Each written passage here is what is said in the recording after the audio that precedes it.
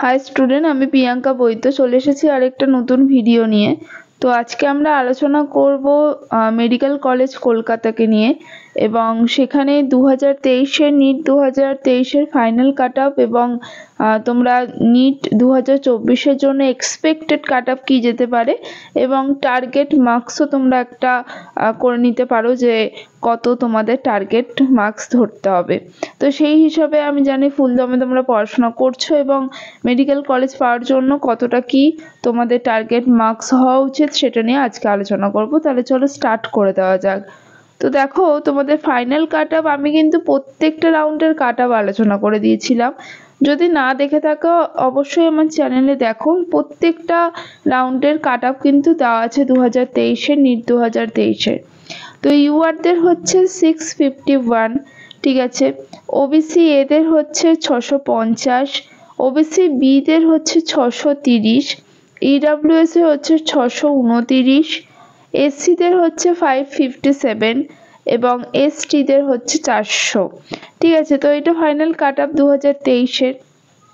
তো আমরা এবার আলোচনা করব যে টার্গেট মার্কস বা এক্সপেক্টেড কাট অফ কী যেতে পারে, সেটা তো আমি আলোচনা করেও দিয়েছিলাম। তো টার্গেট মার্কস একটু আলোচনা করব যে আমাদের কতটা টার্গেট মার্কস থাকা উচিত। তো দেখো, ইউআরদের যেটা তোমাদের যেতে পারে ফার্স্ট রাউন্ডের, অবভিয়াসলি ফার্স্ট রাউন্ডের কথা বলছি।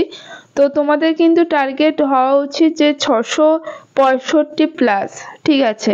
কারণ আগের বারে তোমাদের ফার্স্ট রাউন্ডের কাট অফ কিন্তু ওই 659-এর মতো গেছিলো, মানে 660 এইরকম টাইপের গেছিলো।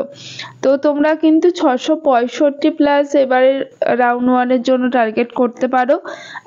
তো ওবিসি এদের হচ্ছে তোমাদের 657 প্লাস, ওবিসি বিদের হচ্ছে 647 প্লাস, ঠিক আছে। এবং ইডাব্লিউএস এ হচ্ছে 635 প্লাস, এসসিদের হচ্ছে তোমাদের 95 প্লাস এবং এসটিদের 440 প্লাস কিন্তু তোমরা যদি টার্গেট করো তাহলেই কিন্তু ফার্স্ট রাউন্ডের জন্য তোমরা মেডিকেল কলেজে চান্স পাওয়ার সুযোগ আছে। এবং তোমাদের এক্সামের পর আমরা আরও ভালোভাবে বুঝতে পারবো যে কত এক্সপেক্টেড কাট অফ যেতে পারে, সেই নিয়েও আমরা আলোচনা করব। যদি নতুন হয়ে থাকো অবশ্যই চ্যানেলটি সাবস্ক্রাইব করে রাখো নতুন নতুন ইনফরমেশন, নতুন নতুন ক্লাস সবার আগে পাওয়ার জন্য। তো আজকের মতো টাটা।